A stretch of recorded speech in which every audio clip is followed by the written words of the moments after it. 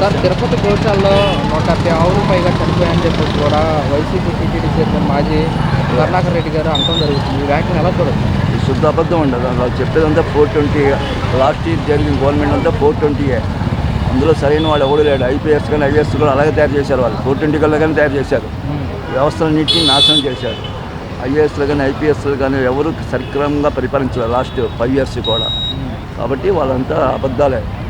అది అన్ని ఆవులు చనిపోయే కారణం ఉంటుందంటారా? ఏం లేదండి, అంత అబద్ధం అంటే నేను చేయొచ్చు కదా, రావాలిగా గోశాలకు వచ్చి లెక్కలు చెప్పాలిగా. వాళ్ళు అడిగినప్పుడు అడగకుండా ఇంట్లోకి వచ్చి అవసరం చేశారని తప్పదు.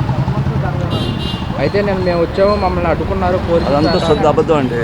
వాళ్ళు లాస్ట్ 5 years జరిగిన పాత్ర అన్నీ చూసుకుంటే చంద్రబాబు నాయుడు గారి మీద పెట్టిన కేసులు కూడా శుద్ధ అబద్ధమే. వాళ్ళన్నీ అబద్ధాలతో పరిపాలించాలి తప్ప నిజాయితీ ఎప్పుడు పరిపాలించాలా. అది దాని గురించి డిస్కషన్ అనవసరమే.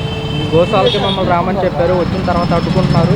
వాళ్ళ అనుమతిని స్వీకరించినా కానీ సరే మరి వాళ్ళు చెప్తున్నా కదండి, వాళ్ళ యొక్క చర్చ అనవసరం. వాళ్ళు చేసిన అబద్ధాలతో నడిపిస్తున్నారు.